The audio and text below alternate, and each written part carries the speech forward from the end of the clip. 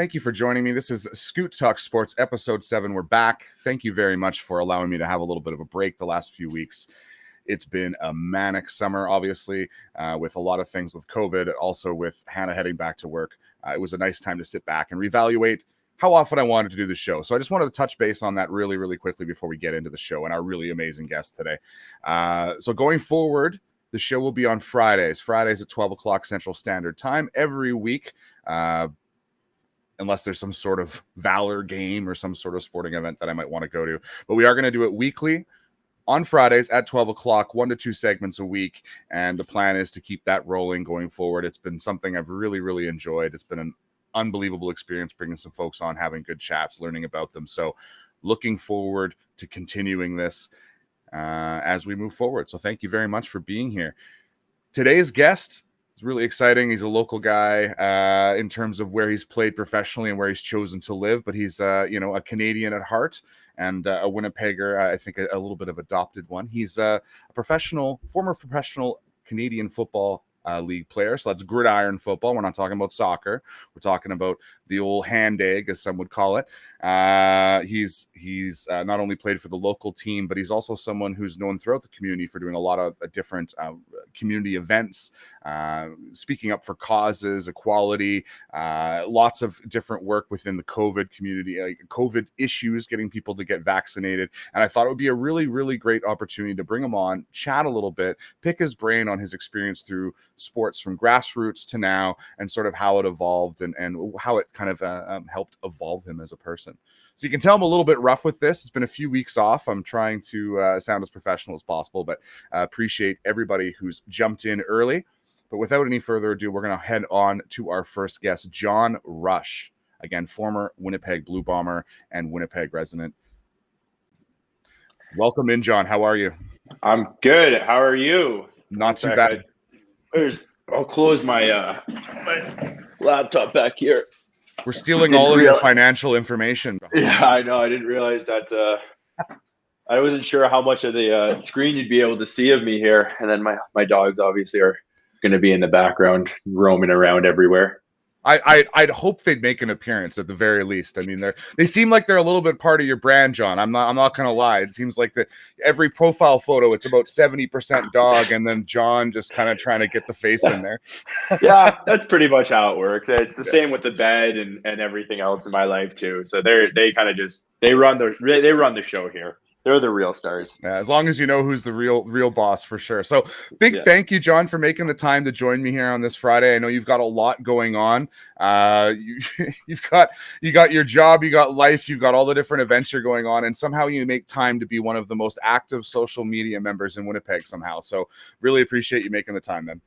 Yeah, no, thanks for having me. I always enjoy doing this and getting out there and talking to people, because if you follow me on social media, you know I like to talk a lot. So. I think if you check out his social media, guys, you'll know he likes to chat a little bit about almost anything at pretty much any time. So it's exactly. Fantastic. I'm really appreciative of having you on. I thought what we'd do is we'd start by talking a little bit about, your grassroots, where you grew up, and then just kind of flow through there, see what comes up. You can let me know what you're comfortable talking about. This is a very casual kind of thing. I always view it as, it's 12 o'clock, so it's not really appropriate to say we have a beer out at this point, but kind of a conversation over a drink. That's how I always like to set these interviews. So the first thing I want to mention is you were born in Niagara Falls, which for a lot of folks that watch this channel are overseas. And so they would immediately know where that is. It's not like Winnipeg, where I have to kind of explain and point out and let them know where it is. Did you grow up in Niagara Falls, or were you just born there? No, yeah, I grew up there. So I was born and raised in Niagara Falls. And it's pretty interesting, actually, because a lot of people know Niagara Falls, obviously, because it's one of the 7 wonders of the world, and it's a giant tourist destination. But it's actually a very small city. It's only got about 80,000 people in it, and I always kind of equate it to growing up in some place like Las Vegas. Las Vegas is an unbelievable place to visit, I've heard, but like you wouldn't really want to grow up there. You know what I mean? It was a very interesting way to grow up. Living in a very because that is 100% of the industry was the tourist industry. Like it's all anyone did. So it was a very different upbringing than most people had. So What was your first memory of getting involved in sports? Was it something you watched? Were you playing sports as a young age? Like, what was kind of your first memory of being like, hey, this is a lot of fun, I'm enjoying this? Yeah, no, I've been playing sports since, I think I started playing like Timbit soccer. That's Tim Hortons like sponsored soccer across Canada. And I think I was on like the orange team, orange Timbits, I think I started playing that when I was like 3 or 4 or something like that. And I never really liked soccer. It wasn't aggressive enough for me, I guess. And then, then I moved on to hockey. I grew up, as every basically Canadian does, I grew up playing hockey. I got kicked out of my hockey league in grade 10 for being too aggressive. So I basically had only had one more choice, and that was football at that point. So I've been playing football since I was 9. And, I always wanted to compete against my older brother and be better than him and things like that. So, I was basically always just trying to be my older brother. So I just kind of played all the sports he did. How old, what's the age difference between you and your brother? He's 2 years older than me. 2 years older. Okay. So yeah, my sister was 5 years younger than me, and I always felt like she was trying, well, she did. She bested me at everything. I just forged the easy path, and then she set the records, right? Yeah, but exactly. I think that's what it is. You're the younger kid, you're the younger sibling. You want to make sure everyone knows that you're the better one. Someone exactly. took a little bit of the path, and you're just like, no, that's easy. Let me show you how it's done. Exactly. Did you guys ever have the chance to play together? I'm trying to think. I think we played one season together. Like that was it. It was we were always kind of just missing each other. But yeah, I think we ended up playing like one season together in like grade when he came back for like an extra year. Because in Ontario, you can do like a grade 13 if you want. Yeah. It's this like weird loophole, basically only for athletes. But it's great. I never did it, but it's great for a lot of athletes. They can kind of like upgrade their marks and just play high school sports for another year. But yeah, so he did that, and I was in grade 11, and I got to play with him that year. But that was it. Here's a question for you, because I only played a couple of years of gridiron football. Like, so I was always the hockey, as you said, is sort of not an option. You sort of have to try it at some point growing up in Canada. Yeah. People are going to be weirded out if you haven't. Exactly. But here's a question for you. At that age, when you're jumping into football, 9-10 years old, do you know what kind of position you're thrown in? Does the coach kind of make an evaluation? Okay, you're this kind of a size, we're going to throw you in at this spot. Like, is that how it works? Yeah, that's basically how it works. When you're that young, it's just like, oh, you're big, so you're going to be on the O-line. Like, oh, you're tall, so you're tall and skinny, so you'll be a receiver.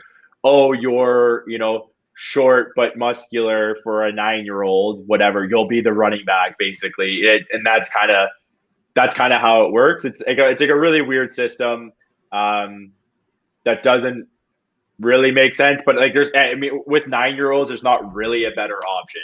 It's kind of just what it is. Yeah, and that's sort of the starting point anyway. I mean, there's so many positions in the sport. Like it's you get placed one place, you're going to learn about the other position you're playing against, and at some point you may want to switch, right? I remember I was slotted in as a linebacker just because they were like, "Oh, you're a hockey player. You sort of fit the mold of a linebacker," and it was a fun position, but I sort of broke the rules the first couple times I was in. I again, coming from hockey, this guy had convinced me forever to get in there, and I hit a red-shirted player the first practice, and that wasn't apparently something you should do. Nope. Yeah, nope. Tough lesson bad there. Call. Yeah, bad call. Yeah. So here's a question: when you get into that lower level league, did you start right away at your kind of fullback linebacker position that you sort of were known for, or were you kind of put around the field? What was your first like positional love, let's say? Yeah, like when I started when I was young, actually, I was they tried me out at O-line at first because I was always pretty big as a kid. But then they moved me to fullback, and I loved playing fullback. I had so much fun playing fullback, which is interesting because like after I played fullback until like high school, and then I never played fullback again until I got to the pros. Like they called me up like, "Hey, how do you feel about playing fullback?" I'm like, haven't played since I was like 10, but sure. Like, I guess I'll be a professional fullback now. Like, and then yeah, like I played a lot of linebacker too, just because I like to hit people basically. So they're just like, yeah, we'll throw him there and he'll just go hit people. It'll be fun. And I mean, it sounds like from your hockey experience, the aggression, that linebacker spot probably really suited you. You're ready to get out there and kill someone as soon as the play went, right?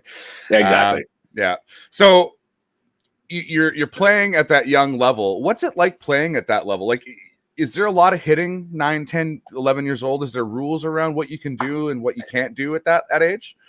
Like it's pretty much, like it was full on tackle football, but for the most part, like, if anyone spent any time around 9-year-olds, like they're all unathletic. Like no one's athletic at that age, right? So it's pretty bad football, especially from what I can recall, and especially knowing what I know now. It was pretty bad. I mean, like they're 9, if you expect it to be good, then you're an idiot. So, but yeah, it was full on, full contact, full tackle football and stuff like that. So, essentially the same, as high school and college and all that.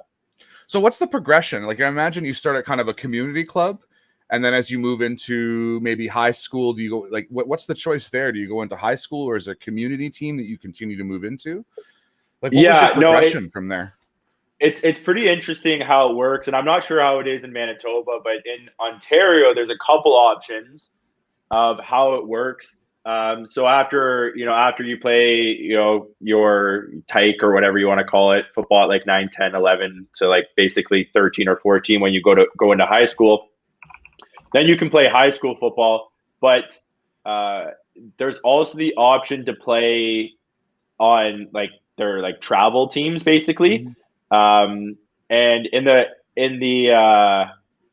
in Ontario, it's called the OVFL, which it was kind of a weird league because they blended the NFL rules with the CFL rules. So it was like 4-down football, but you still had to give 5 yards on punt, and we still played with Canadian, like in a Canadian field, which is bigger and wider. So it was like a weird league, but like you traveled all around Ontario doing it. So like that, like those would be the two that you play. So you play high school and you play travel football, and there's also the provincial teams, which is I played for Team Ontario. And there's like a provincial, a national provincial tournament where you guys all face each other and stuff like that. And then from there, hopefully, you've piqued the interest of some coaches at universities and you get recruited to a university. So appreciate that, because it seems like every province sort of has a little bit of a different system when it comes to like that, like football, gridiron football, especially when it comes to the rules. And I find that very interesting, the melding of the NFL and the CFL, because as much as we're Canadians, we love the CFL, we love the game that the Canadian game brings. It's exciting, it's different. A lot of kids grow up and they watch NFL and they're like, that's the dream, right? And so is that something that you enjoyed, that melding of rules, or is it sort of like you're preparing players for wherever they may head, if that's NCAA or CIS? Yeah, I thought it was kind of stupid, to be honest. It wasn't it didn't really, there was no like real rhyme or reason. There's not that many kids that go to the NCAA that for it to make sense. The majority of kids are going to the CIS and playing Canadian football. And realistically, American rules are so much easier to play with. Like there's no motion. It's a smaller field. It's so much easier. If you learn the Canadian rules, it's so much easier to go play American football because they're like, oh, you're just not allowed to do any of those things. And that's it. It's much simpler, right? Exactly. Yeah. So if you learn the American rules and then try and play Canadian football, you're like, what is going on right now? Like you guys are all moving. Like what is happening? It's a lot harder to do it the other way around. Was there a bit of fun in the locker room? I imagine when you were with the Bombers, where Americans come up and they're learning the rules for the first time. Was it a bit of was it more challenging for them coming up here and you guys are kind of laughing at their learning, or was it something that they picked up pretty quickly? Oh no, it's actually it's a huge thing that they struggle with, to be honest, and it's a huge reason a lot of Americans don't make the CFL. Actually, it's pretty interesting to watch. Bailey, come on. Sorry, Bailey's just whining right here. Come here, Bailey. Yeah, it's a huge reason these American players don't make the CFL. Because there's a couple of reasons. A lot of them will come up and they just think they're better than everybody else, that they came from the NFL, that they're just going to make the team and they don't really have to do anything. And it's just like, bro, this is a completely different game. Like it's not It's not the same thing. Like if you don't know the rules and you don't know where to be, like you're screwed. And like especially for like receivers with the waggle in the CFL is so important. And a lot of them just can't get the hang of it. And if you can't get the hang of it, doesn't matter how good you can catch a football, you're not going to make the team. So yeah, it's a huge problem, and it's something that the Blue Bombers put a huge emphasis on, because obviously, if you're a good football player, we want you to make the team. It's not like we like, or like, oh yeah, screw this guy. Like we're gonna do everything in our power for you not to. It's like, no, like if you're a good football player, we want you to make it. We're gonna put time and energy into you learning it. The problem usually lies in the American mentality, and if any Americans are watching, like it's your mentality that you think you're better than everybody else and you don't have to learn. It's a massive problem. And tons of guys ruin their entire football careers because of it, because they can't get over their ego and mentality. It's very interesting to watch, actually. I was gonna say, as a fan, I always kind of find that story interesting, as if I'm putting aside the personal turmoil and struggle of that player trying to get a fit. But it is interesting where you see players who have played dominant seasons in the NCAA Division I, and then they come up here and they look lost. They don't. It's almost like that motion for a lot of the offensive players. It just throws a loop for them, and they can never really get comfortable with it. And for those who do, and the thing that I've always heard, John, and maybe you can tell me if I'm right here, but you have to kind of have your thinking cap on as a CFL player. Like you have to really honestly be able to read the play and also understand what other people are doing with all of that motion happening at once. If you're used to one guy being in motion and that's all you need to worry about, it's a very different experience for that defensive side of the ball, right? Well, that's exactly it. And it's a lot of people, and I talk about this a lot. Like I hate stats. Stats are probably the stupidest thing out there. It's great. You have a 100-yard game as a running back, great, cool, awesome. If you throw for 3,000 yards as a QB, great, awesome. But it rarely ever tells a full story of a player and their ability. So you see all these NCAA like defensive ends are like, oh my God, he had like 6 sacks this game. It's unreal. Like he's so good at football. But then if you actually watch his tape, it's like, oh no, he just went up against like a bad O-line and did the exact same thing the entire time. And they're very like one-dimensional players. And then they get up here and like all the media is like hyping them up. They're like, oh my God, he had so many sacks. He's so good. It's just like, but it's like, man, if you actually understand football and you actually watch this guy play, he's one-dimensional. So that, and then like exactly like you said, he gets here and he's lost because you can't be one-dimensional and it's the same in the NFL too, right? Like plenty of guys have dominant NCAA careers and get to the NFL and flounder because it is possible to be one-dimensional in the NCAA. You know what I mean? It is. You're going against kids. You're going against 18, 19, 20-year-old kids. It's when you get to the pros, man, you're going against full-grown men who are fighting to keep food on the table for their family. It's different up here. You know what I mean? It's not the same in the pros. Like, if you're trying to take away someone else's job, you better be coming with everything. Like it's not the same. So it's way different. I always, sports media sometimes it's so frustrating because I'm just like, man, you guys have do you guys even talk to athletes at all? Like, there's no idea what you're even saying, and half the things that you're putting out, like all the articles, I'm like, that doesn't even make sense. How have you been a sports writer for 20 years? Like, it doesn't even make sense. Like, it honestly blows my mind sometimes watching the sports media and like the things they say and the questions they ask. I'm like, it's crazy. It's one of those moments where you're seeing a pundit or someone doing a question and the player responds with there's that momentary face of why are you asking me this question? Yeah. Like it's exactly. that doesn't have anything to do with what happened today, but I guess I'll answer it because I have to. Oh, exactly. Yeah. Yeah. So that's interesting you mentioned that because stats are something I think people get. We're in the age of analytics in the sense, right, where people they're wanting to see numbers that explain everything. Oh, this, I got this set of numbers and now I know exactly what's going to happen. And it's just like, that's not the case, especially in football. There is so much at play. And I really enjoyed your moment there where it's like you could be playing against their backup right guard that game, and you destroy them that game. You have a great game. Everyone thinks you're amazing, and then wonders where you go the rest of the year. And it's like, well, it's because you were playing against somebody who wasn't very good. Exactly.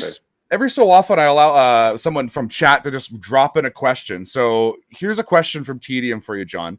As someone who knows very little around gridiron football, can you briefly explain what makes the CFL and NFL so different? I knew this question was going to come up. Yeah, like, what do you mean by motion in offense? Yeah, no, it's actually a great question. The main differences in between the CFL and the NFL, there's like there's probably four, and then there's like very like minute differences that don't really that you could go on for days about. But so the main differences are fields longer, so it's 110 yards, as well as our end zones are bigger, so our end zones are 20 yards deep instead of 10. Our field's also wider.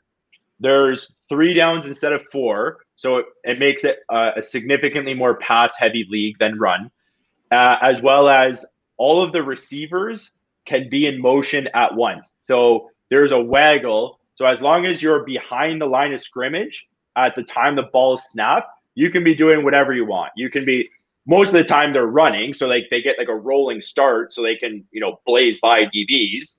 But like they can go sideways, they can motion like in any which direction, they can like crisscross each other to try and screw up like man protection and things like that.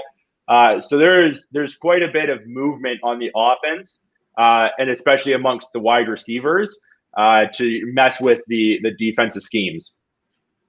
It's something that I love introducing. Like what I've really found interesting is a lot of the friends overseas that I've made over the last couple of years love NFL. They love the NFL. And I was just like, okay, that's interesting. I didn't really think that was going to be a thing overseas.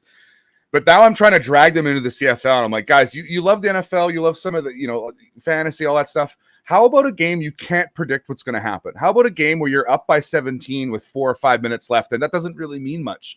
Like you might lose. Yeah. Right? Like I always remember growing up, and this is one of my first Bomber stories that I can remember is at the old stadium. The Bombers, I think, were down by 18 or 19. I can't remember what it was. And my dad was like, we're going to go. We're going to go. Yeah. We're going to leave in the fourth quarter. And as we're driving home, the radio's on. We listen to the Bombers come back and win the game. And my dad's just hitting the steering wheel like, why did I leave the game? Yeah. Lesson learned. Never leave a CFL game early, ever.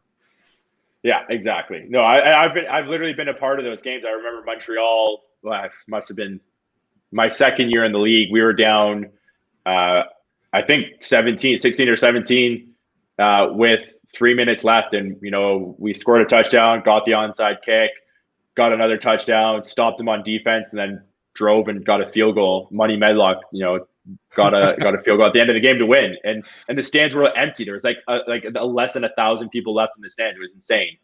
That must be disheartening a little bit. As I'm saying, hey, I walked out of the stadium with my dad. I didn't have a choice as a kid. All right? Oh, yeah, exactly. Yeah, exactly. But it must be disheartening when you're like, you just battled back to make this epic win, and you go to look at the crowd, and it's just like, you guys all left? Come on. No.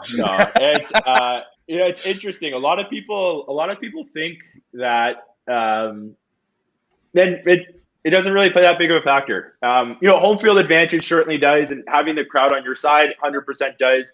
But that's not like the main motivation of the guys. Like, we do it for each other. We do it to, because we understand how much work we put in for each other. So, we would play in empty stadiums. It wouldn't really matter. It's obviously amazing to play, especially in Winnipeg, in front of our fans, how good they are, and we sell out, and it's, a crazy environment.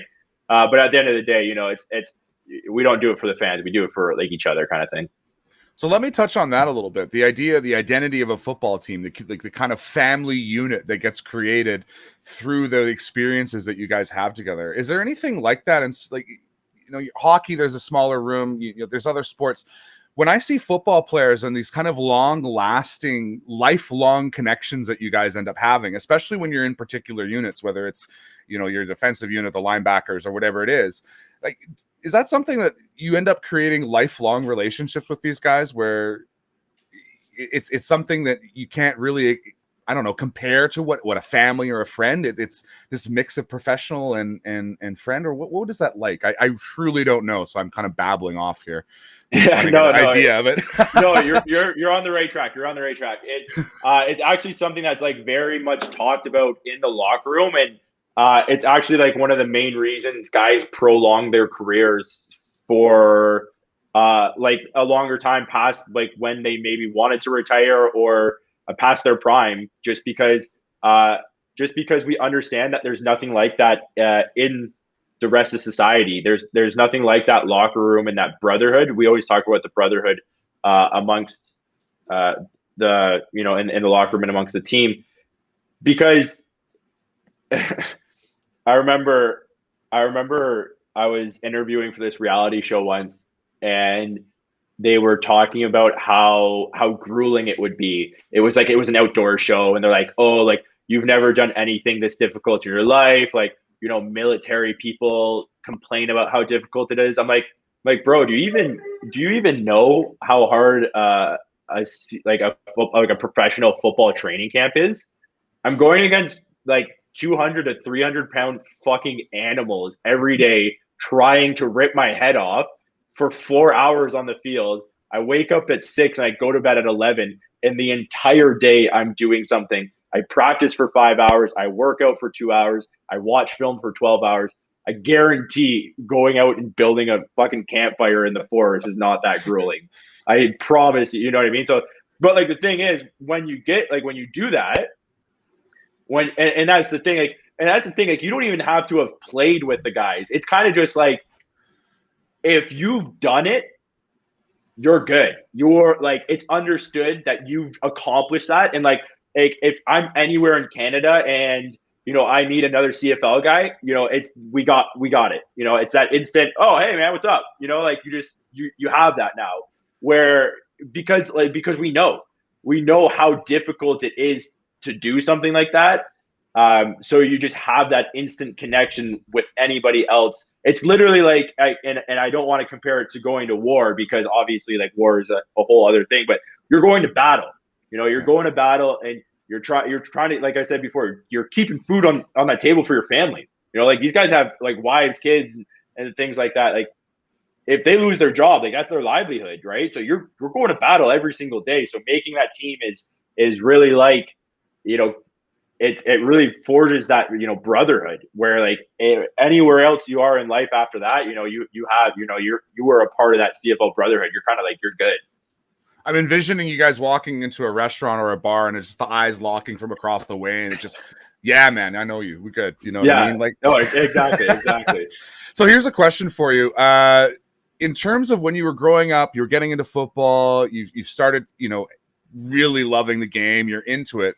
Was there any sort of big influences or motivations that you had? Like, did you have a favorite player or a coach or something like that really made an impact? Or were you one of those guys who just had that inner fire? I got kicked out of hockey for being too aggressive. I'm going to show the rest of the world where I belong type of situation. Like, I'm curious what kept you going. Yeah, my favorite player growing up was Ray Lewis, just because he was the middle linebacker at the time. And I was a middle linebacker, and he was the middle linebacker that, everyone kind of looked up to it. He was, one of the best middle linebackers to ever play and stuff like that. But I'd say it was mostly like my dad. Like my dad would come to like every one of my practices, every one of my games. He was always there. So I always wanted to kind of do it for him, because he never got the opportunity to do it. And he always brought us to.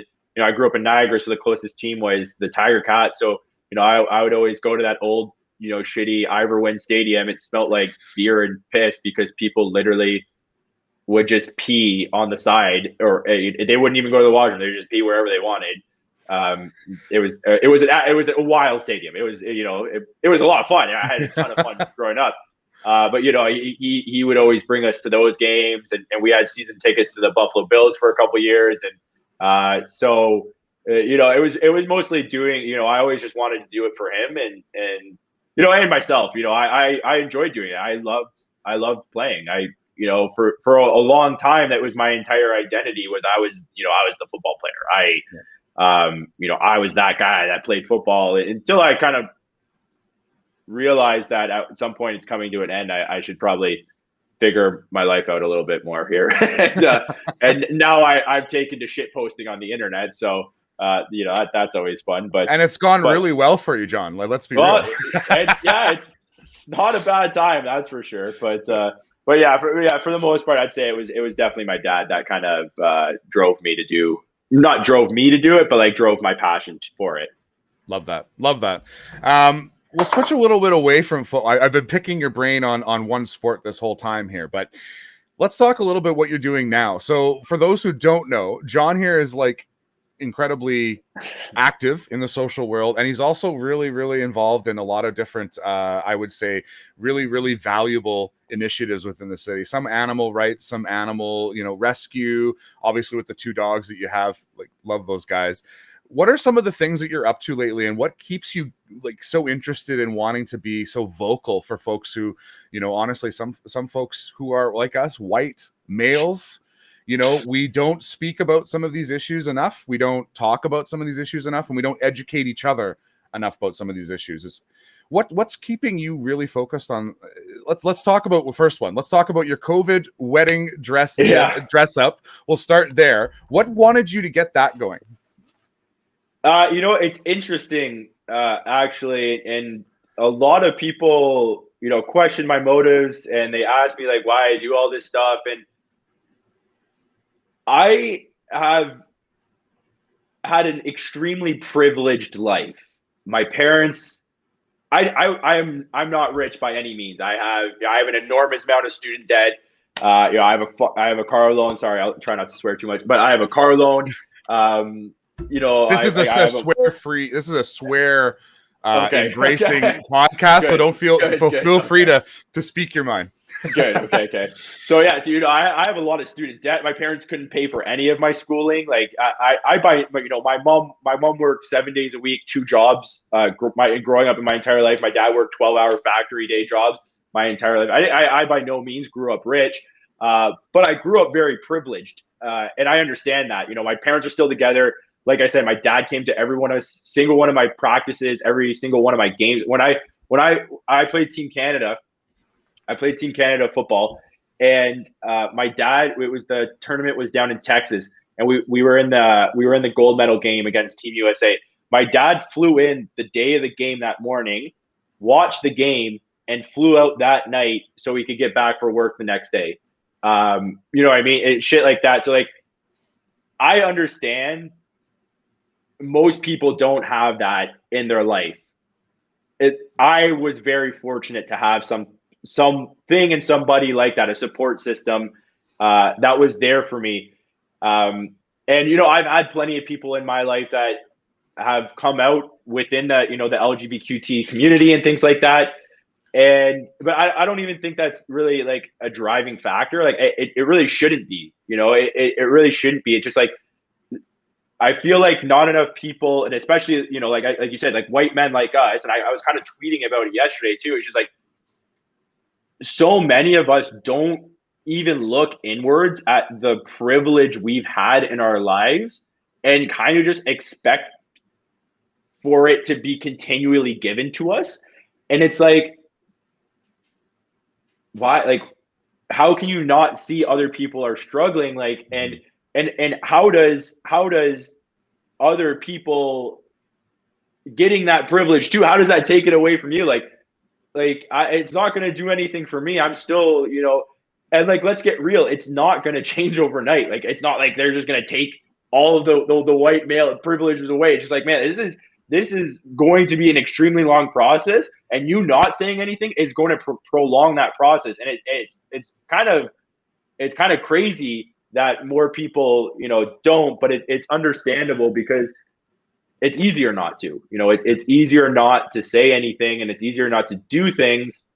And that's unfortunately kind of the status quo for men is, there's that kind of old saying, you can't convince someone whose pay depends on it. And, our pay might not depend on it, but a lot of other shit does. Like a lot of the privileges that we, us staying quiet means we get to enjoy a lot of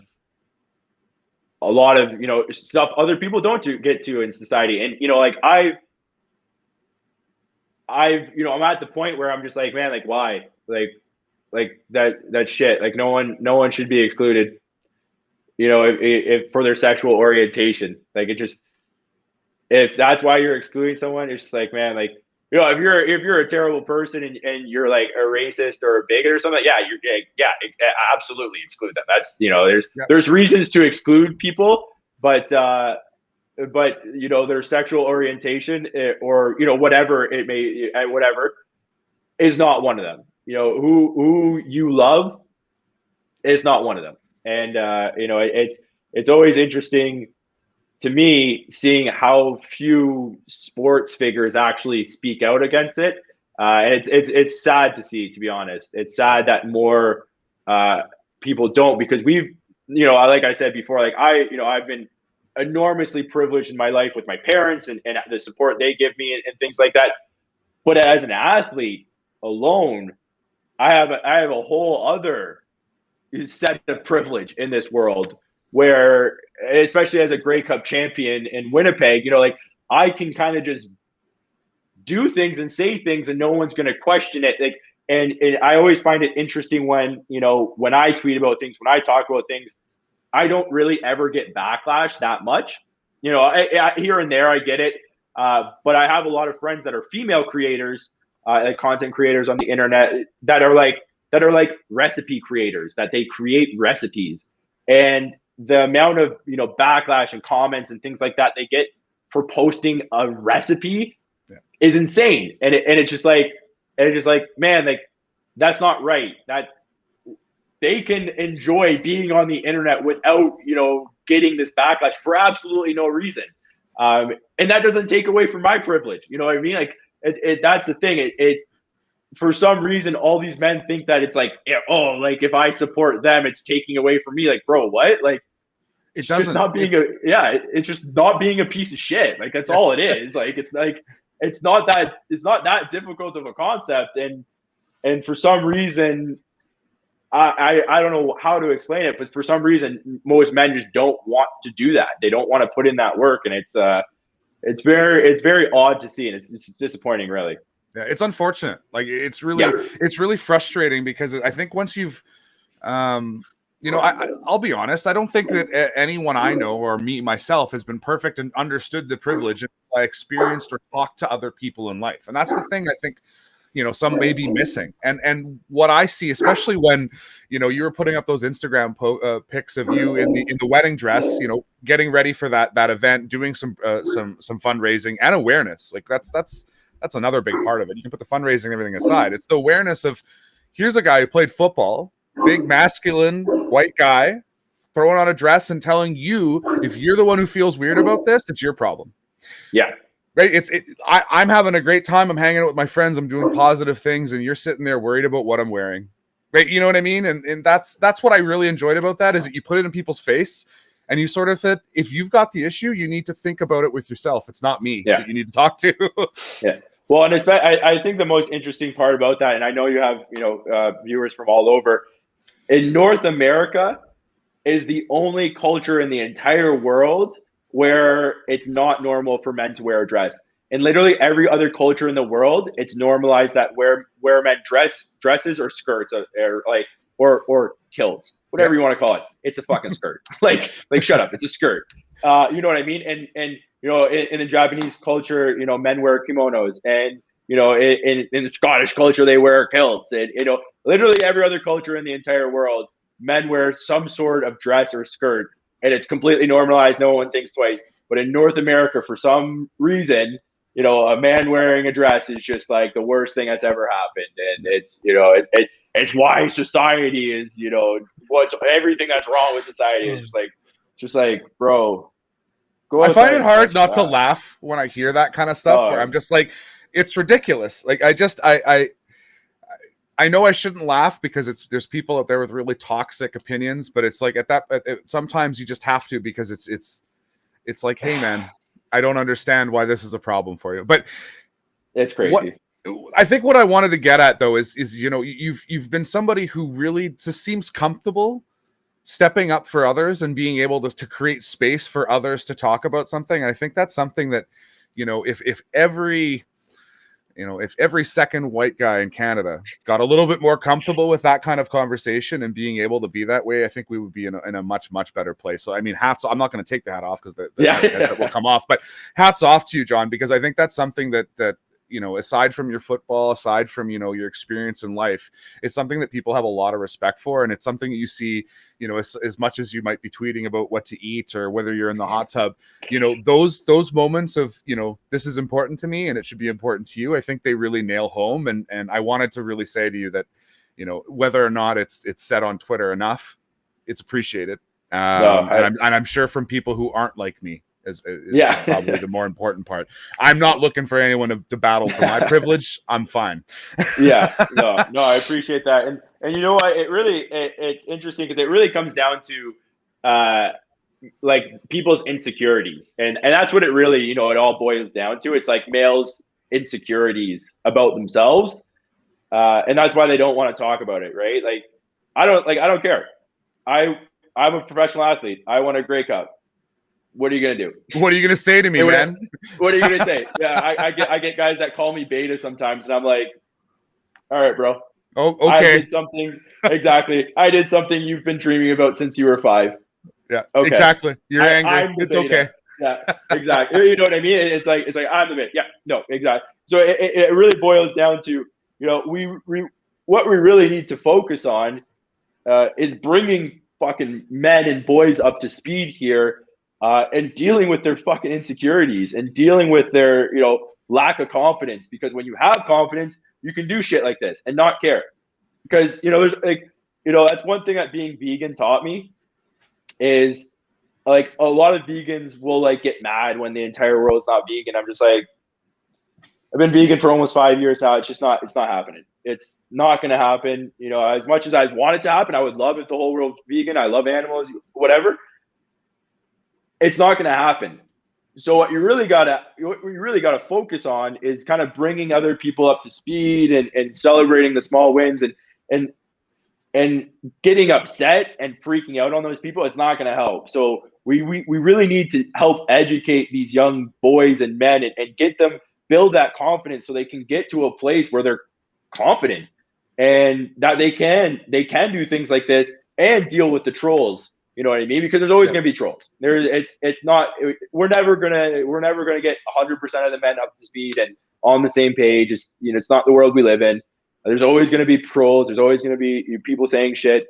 But if we can get a lot more than is, like you said, 2 out of every 5 or every other man, we can get more men on board and more men speaking about it. We can actually make more progress instead of just me wearing a wedding dress. It doesn't make as big of an impact if every other man is doing it as well, right? Yeah, and I think for me, it's I had my first child about a year ago, and he's a son. Obviously, I keep saying he, but that's the thought that I have is how do I teach him some of this stuff early? How do I make him comfortable with things that when I grew up, I can remember my parents going, "Oh, I wouldn't wear that color," or I wouldn't do that. And it's like I'm not going to be about that. Like if my son wants to wear a pink dress or if he wants to have a purple hat, like I don't care if he's happy and healthy. That's it, right? What more do you want, right? How do I get to that place, right?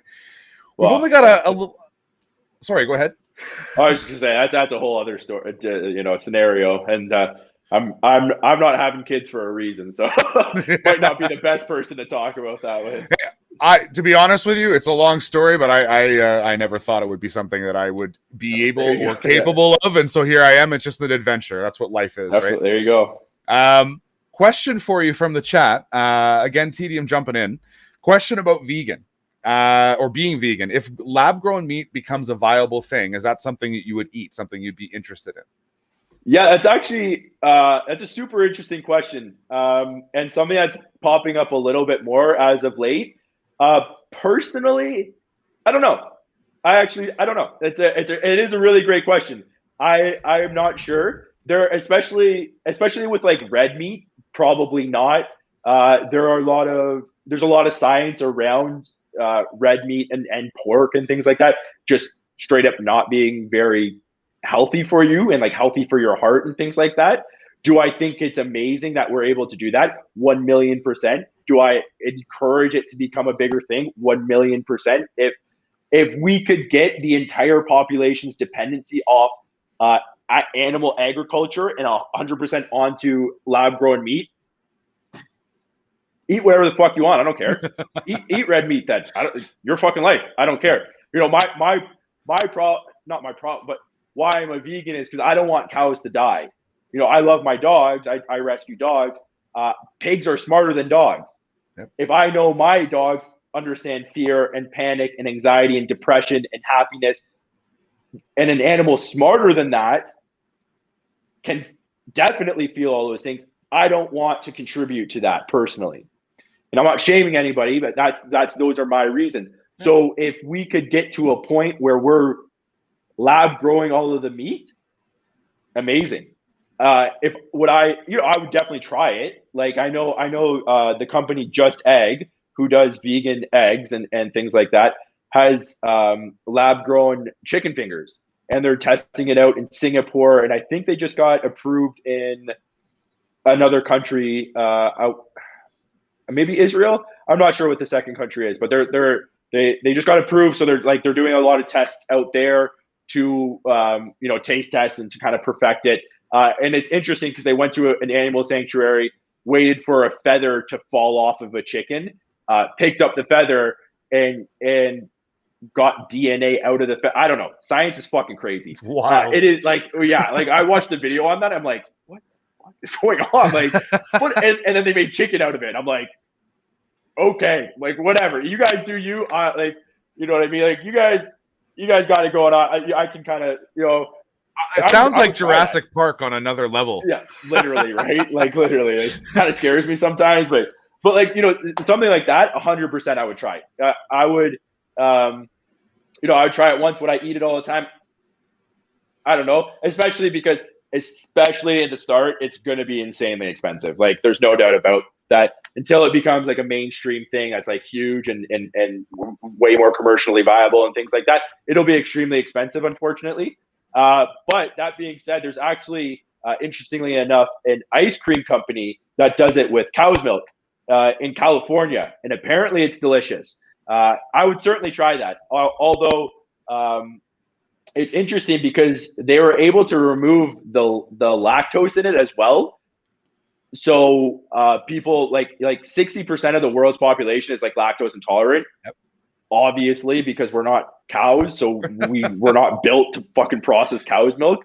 But this company that like lab grew cow's milk to make ice cream was able to like remove the thing that people are like lactose intolerant to. So I've heard, I have a couple of vegan friends in California, and they're like, dude, like, this shit is unreal. So things like that, 100% I would try and like that. Like, that's the kind of the thing about it. Like I was saying earlier, like I'm against like I don't want a pig to die or a cow to die for me. That's not like, that's why I'm vegan, right? So if we had an option like lab grown meat, great. No cow was hurt. No pig was hurt. Like nothing happened. It's the same shit. Yeah, 100% amazing. I would love if that was, if next year that was like all the rage was lab grown meat. 100%. That is where I want the world to go. Yeah. It's such an interesting shift over the last 10 to 20 years, how it became something of it was really a niche, on the fringe kind of conversation. As time has passed, more studies are done. We understand the impact of, agriculture on the greenhouse gases, especially when it comes to animals. Like there's so many different factors at play that, you may choose just because, you love animals, you respect your animals. There may be other people who that may not be the persuasive argument for them, but climate change might be, right? And it's so interesting to see how many multifaceted issues, agriculture and how we eat on a day-to-day basis, it's intertwined with a lot of the issues we're also trying to fight. It's just a wild time. Exactly. And it is interesting too, because that like then people always discuss like, oh, like, well, this is tradition and it's culture and you're being racist by advocating for it and things like that. And you certainly can be racist by advocating for veganism and things like that. But a lot of the problems are taken away with the lab grown stuff. So it's definitely really cool to kind of see it come further. And like, to your point, I initially went vegan for my health to lose weight. All the other stuff kind of came after once I realized, because we don't know what we don't know, right? And I grew up in Niagara in the country. I thought pigs were stupid and dirty, and I thought cows were dumb and all that. And I didn't know. Like, no one ever taught me. I watched Old MacDonald Had a Farm, and oh, these cows are living such happy lives, and then you actually see what animal agriculture does to these animals. You're like, oh, maybe this isn't. Maybe that's cool. not for me. Yeah, exactly. Yeah. Maybe we shouldn't be doing this to animals. Actually, maybe we should talk a bit more about where the food comes from before. Exactly, right? Yeah. If you can't take a field trip to where your food comes from, maybe we shouldn't be eating it. But like, you know what I mean? So like, so yeah, for me, like you said, like there's so many different kind of issues that it tackles, and for me, it was health. It was health at first, then the other stuff came after, which is always interesting too. Here's a question for you. When you started that diet, were you still playing football? Oh yeah, no, that was my second year in the league. I did it. That was because so my first year I came in, played linebacker, got cut, everything like that. And then when I was trying to get back in, and I'd already signed a contract with Winnipeg, they're like, hey, Osh calls me up. He's like, hey, how do you feel about playing fullback? I was like, I'm like, what do you think? Great response. Yeah, exactly. He's like, I think it would be a really good move for you. And I'm like, do you? I said, do you think it'll help the team win? He's like, yes. I'm like, sign me up. Yeah. Whatever you need. He's like, the only problem is we need you to lose like 30 pounds. Oh, okay. Oh. Yeah, no. Cool. Good. All right. Yeah, so the hammer gets dropped after the request. I see how it is. Yeah. Oh, yeah. Exactly. I was just like, oh, yeah. No problem. I'll do that. And whenever I tell this story, some vegans get upset, and some people get upset. They're like, oh, like veganism isn't a weight loss diet, and it's true. It's not. It's absolutely not. Like, and you can be. I'm 230 pounds. You can be a big vegan. Like it's not. But I was talking to my trainer at the time. He's like, listen, you tried going keto, you tried intermittent fasting, you tried doing all of these things that are like diet specifically geared to lose weight. Try going vegan for a month, and then see how you feel. You're going to increase your fiber intake by like 1,000,000%. It'll help your body kind of digest and do all this shit. And then he's like, at the end of the month, if you hate it so much, like we'll just go on and we'll just try something else. And I'm like, fuck it, dude. I tried everything else, and O'Shea said I had to lose 30 pounds. So I'm like, I don't know what else to do. Yeah, I was like, I don't really have a choice. And then and that's kind of how it it started and kind of came to fruition. And so so I was vegan from then on. So for my second year all the way through, and that whole entire first year I was vegan, I hid it from the team. I didn't because when O'Shea called me and told me to lose 30 pounds, I didn't tell him, oh yeah, I'm gonna go vegan. Like that's not what happened. I was just like, okay, I'll do it. That was it. And so the entire first year, like I hid it from the team because I was afraid they would cut me for it. And then it's not really something that you can hide that well, especially when it's a lot of my online presence is me being vegan. So it slowly kind of started to come out amongst the team. And then so when we're in season at the stadium, we get breakfast and lunch provided to us. It's like buffet style. It's really great. They took really good care of us, which is awesome. And all of a sudden, like the chef would like I'd be going through the line, the chef would just be waiting at the end, and I'd get to the end, he's like, I actually just had an extra Beyond Meat burger. Just randomly here. Yeah. And I'd be like, thanks. Yeah, I was like, perfect. Okay. Like, and it started like kind of like, then all of a sudden there was kind of like specific meals for me. And then I'm like, okay, so I feel like they kind of know, like, and things like that. And then it kind of like, and then eventually like everyone knew. But it was interesting because then it snowballed into this thing where like the chef was making basically like half and half because so many guys wanted the vegan food because it was so good and they felt so much better after eating it. So it was like this kind of crazy snowball effect into this bigger thing there. It's interesting that you mentioned that because we have a question here from Linzor. He's a friend of mine. He's a vegan as well, and so he wanted to ask, how long did it take you to make the switch? I think you adjusted that. When teammates or other professional athletes found out we're vegan, did any of them give it a try, or did you find a lot of resistance? Be along the lines of not being able to get proper protein or nutrition. So you kind of jumped in there that like people started to get involved, started to dive into the vegan options. What was that dynamic like? Was some hesitancy or? That's a really great question. It's one I get quite often actually, and a lot of people assume that like the guys would have like made fun of me, and like we're men, boys will be boys is the saying. Like they're gonna make fun of you, they're gonna make fun of you for something. Boys are always gonna make fun of you. We're always chirping each other. We're always chirping each other about something. It's part of being a friend. You got to exactly. Well, exactly. That's literally what being friends with a male is that you just make fun of each other like 90% of the time. But like, like no one was ever like malicious and being like, oh, you're a fucking idiot for being, like nothing like that ever happened. It was nothing like that. But so how I went vegan, I did it overnight, and I recommend no one else ever doing that. It was terrible. I hated my life. I didn't know how to cook anything. I ate the same meal for an entire month. I literally hated it. It was the worst. But that's how I started. And then I now I have like a vegan food blog, and I've very much taught myself how to cook vegan, and kind of I'm trying to help other people learn as well. So I've come a long way, obviously. But to address the question of the resistance, like not really. More guys were inquisitive. No one really went vegan fully.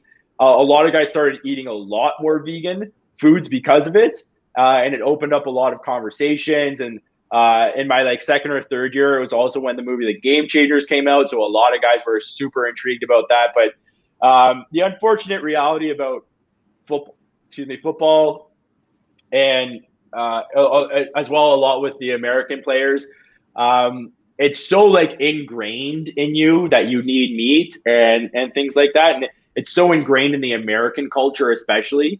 It's very difficult to kind of change that narrative for them. But that being said, it did open up a lot of conversations because a lot of guys would have like a rack of ribs or like a bunch of chicken on their plate, and I'm sitting there eating my like chickpeas and just like whatever chickpea salad and quinoa, and the guys would like look over and be like, how the hell are you doing this, dude? Like what's going on? How are you not just skin and bones? I don't understand. Exactly. Yeah, exactly. And that's the thing. Like, I'm not a small dude. I'm 230 pounds. Like, I'm bigger. Like, I was, aside for like linemen and some linebackers, I'm one of the bigger dudes on that team. You know what I mean? Like, the O linemen, D linemen obviously are huge, but fullbacks are at 230 pounds. Like, I'm a big boy there. So guys were kind of like looking at me, and I'm doing like, and the thing was, like, it's not like I wasn't doing the thing. It's like, no, I was going out there and I was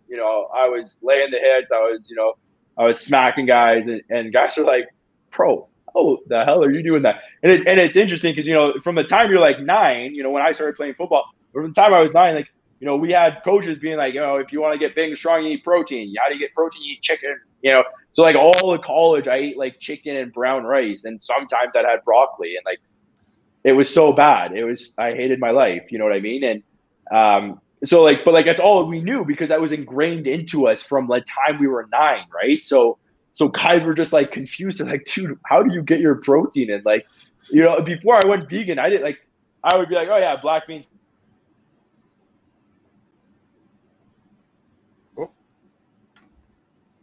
Love them. So much protein, right? There's so much that you can.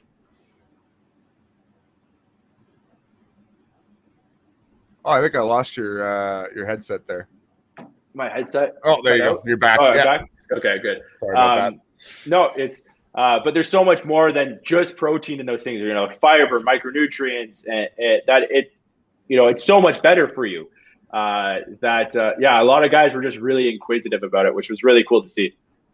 Yeah, it's interesting because I think it's, even if you don't get folks to do the full switch, it's letting them know that you don't need to stick to your chicken, brown rice every single day. You don't need to think, you can actually have some really great food. Because let me tell you, one of the things that I loved once I started, because my family went vegetarian, I want to say about Nice. 6 or 7 years ago, and I was kind of the Amazing. holdout. I was the holdout. Yeah. I was like, but I like my meat. Yeah. Once I discovered what you could do with chickpeas and some of the amazing Oh. dishes and some of the Indian dishes you can make, it was Oh, like, yeah. okay, I'm good. Exactly. I don't need. Yeah. Oh, it's amazing, and you feel so much better, right? So, it's just like so ingrained in your culture, it's it's interesting to see, but and like kind of going back to what I was saying earlier, like I've been vegan so long now, like I think we account for like 4% of the world's population. Like we're not going to get everyone in the world to go vegan. It doesn't make sense. So anytime I can help someone keep an animal off their plate, it's a win for me. That's that's more of what I care about, is just helping people keep animals off their plate more often than not. And that's all I can ask for. You know what I mean? It just try my best to kind of do that. And you're, like I said, we're not going to get the whole world to go vegan, unfortunately. So hope scientists can make lab grown meat more mainstream, and then in the meantime, kind of just teach people how to make delicious vegan food. Yeah, it would be lovely if one day we could ever get to the point, and they're talking years down the line, but if lab grown could ever be cheaper than the traditional way, the argument's gone. It'll end up happening, right? So, yeah. Big thank you, John, for taking the time today. I know we've chatted for a bit off topic. We've talked on topic. I've got the chance to pick your brain on a number of different things, and I really do appreciate you taking the time to chat with me. Before we go, what's coming up for you? Have you got any events coming up? Any sort of charity events? Any something that we want to throw a little promo on? And where can people get a hold of you if they want to chat? Maybe throw you a DM. Yeah, no, for sure. It's unfortunate. Actually, I was just tweeting about it today. We're not going to be able to do the next charity event we wanted to. We wanted to do, if you're not from Manitoba, you won't understand this, but we were going to do a fundraising social for Manitoba underdogs, and it was going to be over Halloween. And so it was going to be like a huge costume party with like a huge social, and it was going to be this huge fundraising event for them. With everything going on right now, especially everyone's kind of predicting this fourth wave that we're kind of in the middle of, but it's not looking like we're going to be able to do that, unfortunately. So we're trying to figure out something else right now to try to do something still, because obviously we still want to do something. So we'll keep everyone kind of posted on that. It's still, we still got another month and a couple weeks away until Halloween. So we really do want to do a Halloween fundraiser of some sort, because it's been a long 2 years for everybody. We want to do something fun, but we want to make it as interactive as possible as well. So I'll keep everyone posted. You can find me on Twitter. I'm obviously very active on Twitter. My handle is @JohnRush32. And you can follow me on Instagram @JohnRush5, as well as I have a vegan food blog if you'd like to check out. We donate 50% of all our proceeds to animal shelters. Last year we were able to donate, thousands of dollars, which was it was really cool. It was a lot of fun. I didn't expect that many people to kind of to want to see the recipe. So the vegan food blog is called Rescue Dog Kitchen. So you can check out some really delicious food recipes there as well. Awesome. That's great, John. Here's a thought, though. I know you're saying you can't do something. Well, think about, you're just exploring Twitch. I'm envisioning John standing behind some decks, dressed up, lights, and you can just be the DJ for the night. People tune in and they donate. There's something there. That would be, I've thought about it. I'm still exploring the whole Twitch world. It's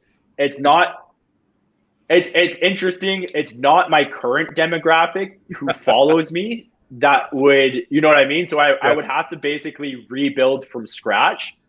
So IG Live? So, I was thinking IG Live. The problem with IG Live is it doesn't, I could go on forever about this. I'm talking about analytics. I'm very analytical, and IG Lives don't do anything to kind of grow the brand. It's difficult to share them and get exposure on the IG Lives or anything like that. So, and there's no donate button or anything like that. So, it's cool to be able to connect that way, but he doesn't really do much. So it's more just kind of like a big time suck for me. That doesn't help build everything. So I'm still trying to figure it out, because obviously with the Twitch, it'd be like a whole new demographic, and one that I have put some polls out to my Twitter and Instagram that they didn't really want. So I'm like it's a weird play. Like it's weird maybe isn't the right word. It's a unique place where it's driven by mostly, I would say, a different generation than I. Like I'm in my late 30s, so at times I'll be in a chat and I'll be like, I have no idea what anyone is talking about right now. Exactly. Yeah, no, exactly, right. And even this, like even what we're doing right now, like when you sent me this link, I'm like, bro, like what are we doing? What's going on? Like I know, I understand I'm on the camera, I can see the camera and everything like that, but like obviously you're streaming this on Twitch, and I'm like, I would have no idea. I would have absolutely no idea how to do this. So yeah, we'll see. It's a great idea. Like I would love to be able to do that and have a donation stream. And I just don't know if I'll be able to get that up and going in time for. It takes a lot to be able to put these things together, especially if you're thinking about what you want to, what your scene's going to look like, what's the lighting going to be like. It takes time. Exactly. Exactly. So, but yeah, big thanks, John, for jumping on today. I really do appreciate it. Twitch weirdness and all. It's been a great conversation, and you know what? It's just it's honestly a pleasure to talk to somebody who, it seems to have their head in the right space and really, thinking about more than themselves. It's refreshing, and it's something that I love seeing in anyone who has a little bit of a platform to share. So, big thank you. And you know what? If we don't chat soon, maybe I'll run into you at a Bomber game or a Banjo Bowl or something like that soon. But no, for sure. Thanks for having me on. I really appreciate it. And you know me, I love to talk. So hopefully we run into each other soon. Yeah, absolutely. Thank you very much, John, and we'll talk to you soon. See ya. So that was John Rush, former Winnipeg Blue Bomber, as well as a avid advocate for the community here in Winnipeg, veganism, rights and privilege. This man is tackling a lot of things at once, and he's somebody that you should get out there and follow. He's really, really, honestly, I think a really good person, and somebody who tries to make the place better around him on a day-to-day basis. So if you didn't catch it there, you can follow him on Twitter at John32, and I believe it's John Rush 32 and John Rush 5 on Instagram. This has been Scoot Talk Sports episode 7. We'll catch you next week for episode 8. Thank you very much for being here. Well, that was great, guys. Big thank you to everybody who was in the chat, hanging out. Grunge, Reaver, Tedium, Linzor, thank you so much for being here, guys. I really, really, really, really do appreciate it. Before we end, I would like to go over and raid somebody quickly. So let me just take a peek at who is live, and we'll go from there. But yeah, big thanks, guys. This has been a great opportunity to chat with what I thought was a really great guy, and somebody who has a lot to share and a lot to say, and you can't ask for anything more when you're bringing on a guest, I don't think. So let me just see who is live in the sports category, and we'll give them a raid. There's the link for the Rescue Dog Kitchen. Thank you very much, Linzor, for putting that in the chat. If you guys want to check out his food blog, really up your alley. Hey, Linzor, really, really, really love it. I have messaged him. We'll try and get him out to a Valor game soon. Absolutely. Let's see what we got going here. I'm just going to see what we have live here. Look at that. There's a little bit of live soccer. There's a lot on here. So I'm just kind of scrolling through to see who will raid, because I do want to send the love over to somebody else as well. Maybe we'll just sort by viewers and go to somebody who doesn't have too many people watching them right now. Give them a little bit of love. Reaver, he's a fantastic guy. He's got two amazing dogs. Really, really, really, really awesome and active in the rescue conversations here. We're gonna go over to some table tennis, guys, because why not? We're gonna go over to some table tennis. once again, big thank you for you hanging out today. This episode will be cut up, edited, and released on Spotify, iTunes, wherever you find your podcast within the next 24 to 36 hours. But until then, I'll see you Sunday for the FM playoffs, which is going to be really, really fun. So I'll see you guys then. Until then, let's raid over. We'll watch a little bit of table tennis because, my goodness, is it fun to watch. Thank you guys. Much love. Enjoy your Friday and have a great weekend. Talk soon.